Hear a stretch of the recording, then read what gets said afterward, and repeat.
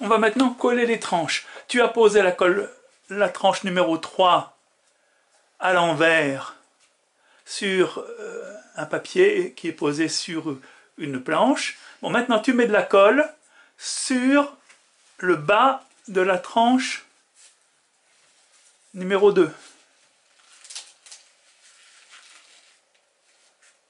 Donc tu en mets pas mal. Tu fais attention, c'est de la colle polyuréthane, c'est extrêmement salissant, c'est pour ça que je te dis de mettre des gants. Hein. Voilà. Tu la poses et tu étales avec une spatule. Il faut qu'il y en ait vraiment partout, hein. Qu'il n'y ait pas de manque. Bon, si ça dépasse, de toute façon, tu verras, ça va gonfler, ça va déborder certainement, quand ça va sécher. Surtout qu'il y en ait partout.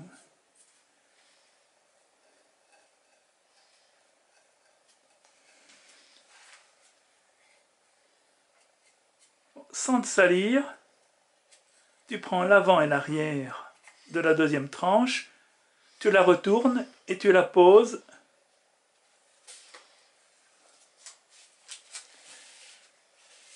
sur la tranche numéro 3 en faisant bien attention aux repères.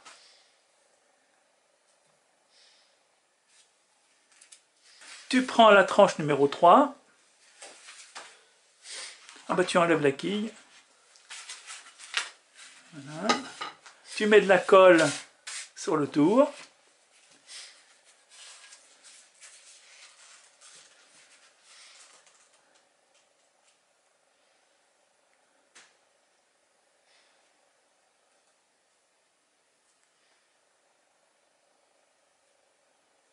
Tu étales. Disons, t'en as mis un paquet à l'arrière. Ça va baver. Et tu la poses exactement en place.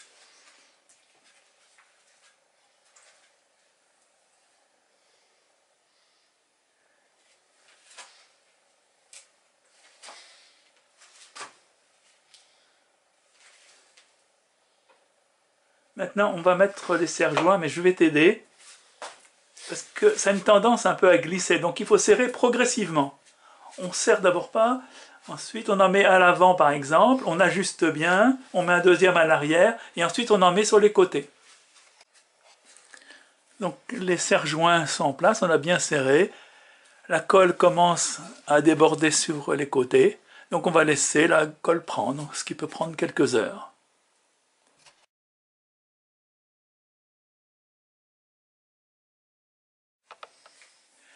Les voiles ont été cousues. Pendant ce temps-là, la colle a séché, donc tu enlèves les voiles et tu enlèves les serre-joints.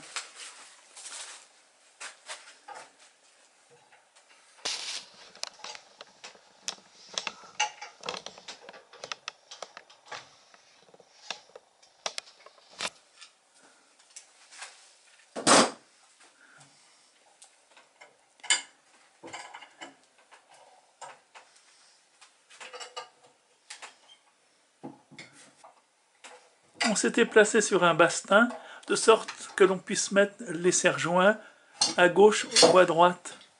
Sur l'établi, on n'aurait pu mettre que d'un seul côté, donc c'est plus commode d'être sur une grosse planche. Et tu retournes, tu nous montres, tu enlèves le papier, va peut-être être collé un petit peu.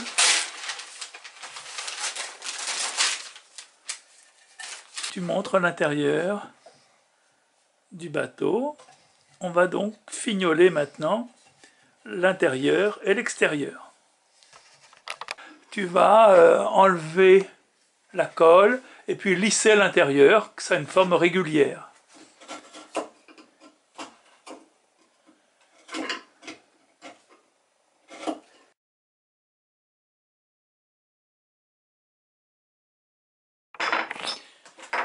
Tu mesures la distance entre le repère central, 4, et le bas de la tranche à l'arrière, le bas de la tranche 1, et tu reportes ça. Voilà, c'est-à-dire que le talon, en fait, devra arriver ici. Tu fais la même chose de l'autre côté, au-dessus. Alors c'est plus difficile parce que maintenant c'est creux. Entre le repère 4 et le haut de la planche 3.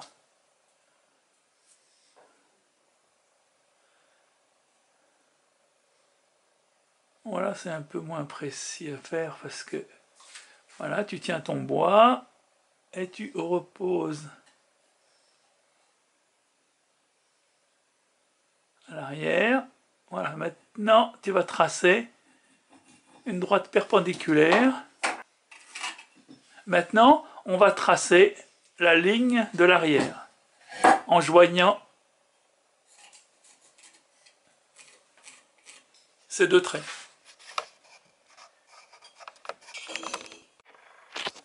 On a tracé l'arrière. Maintenant, tu vas couper avec la scie japonaise.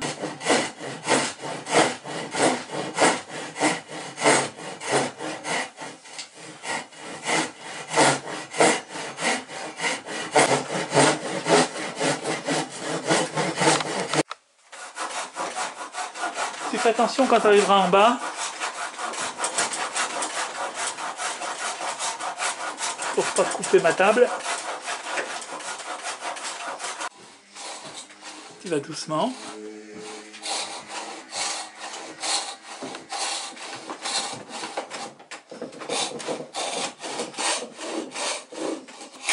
Voilà. Donc voilà couper l'arrière.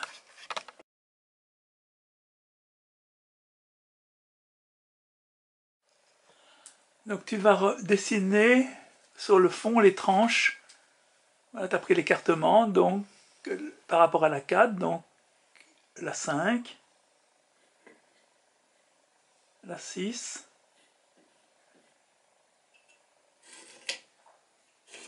et ensuite encore la première.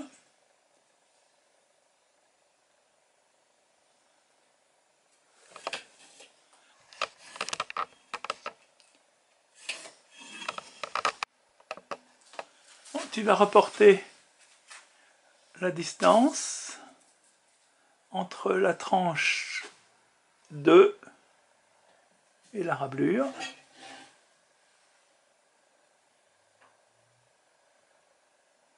Voilà.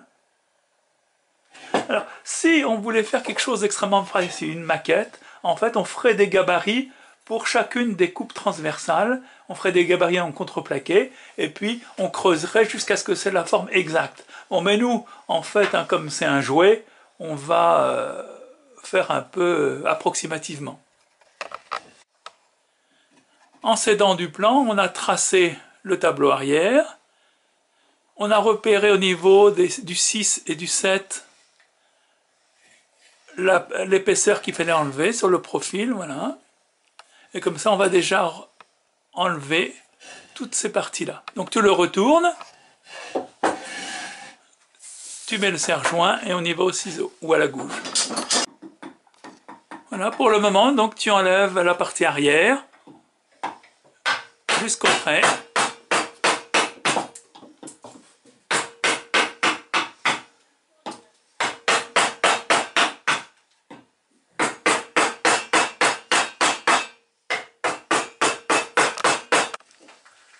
Tu vas maintenant enlever les angles qui dépassent.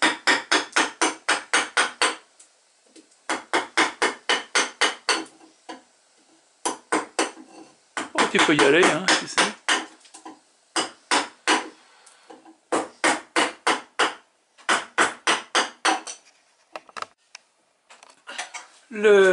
La coque a été dégrossie, à peu près à la gouge.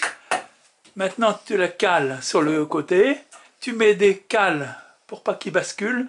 Tu en mets des deux côtés, devant et derrière. Peut-être même que tu les coinces avec un serre-joint pour pas qu'ils reculent. Plus c'est rigide, plus ça sera facile de passer le vastringue.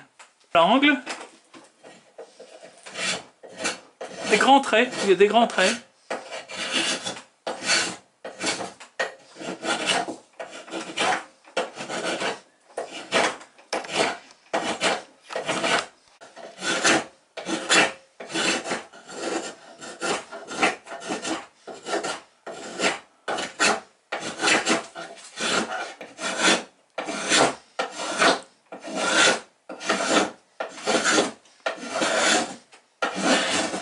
on fignolera après.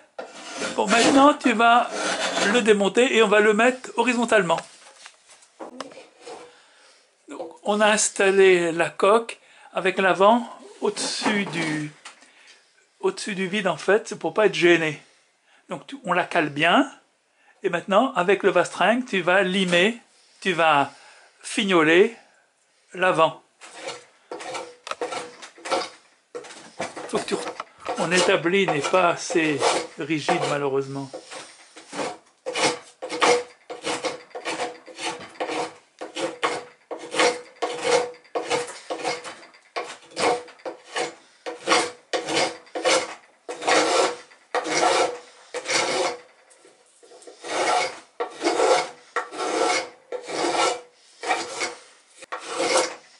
Et il faut que les traits entre les couches disparaissent. Les traits entre les tranches. Hein. Normalement, il ne doit plus y avoir de marque. En particulier à l'avant, il faut toujours recreuser pas mal. Bon, quand l'avant va être fait, on fera l'arrière.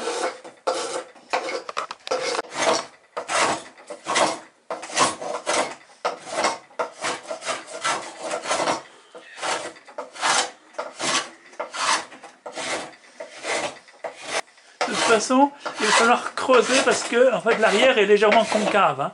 Donc fais l'autre côté.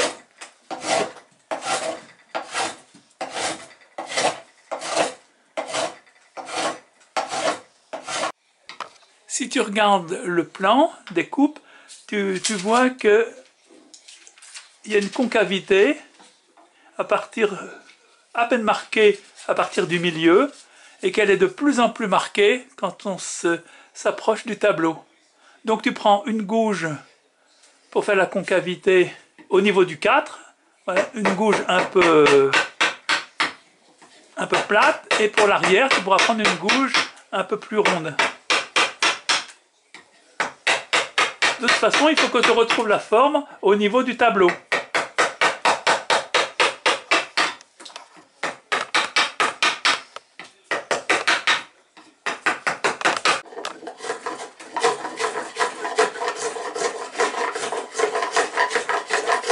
Donc tu lisses bien avec le petit rabot, l'autre côté, jusqu'à ce que ce soit bien régulier. Alors évidemment, tu ne peux pas faire la partie concave, hein. Tu peux faire que la partie convexe. Hein.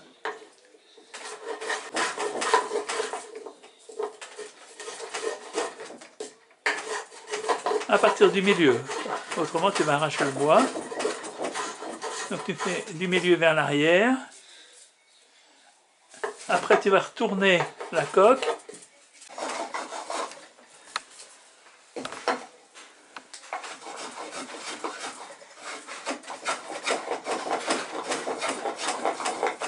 Et tu enlèves la bosse du milieu, là. En le prenant un peu en biais, là. Comme c'est un rabot très fin, réglé très fin, il n'arrache pas le bois quand il se prend de travers.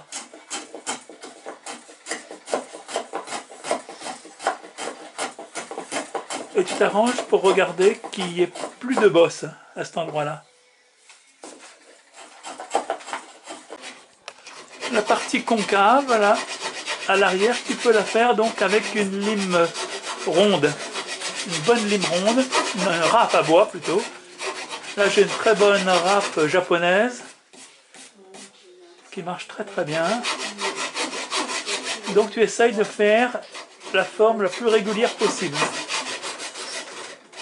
Prends une partie un peu plus... Voilà.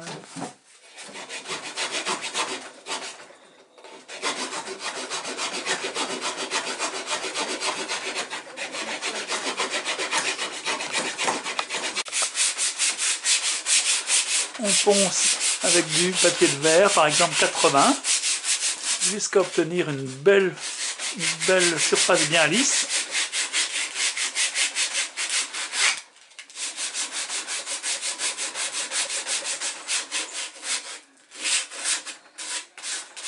Bon, l'autre côté aussi.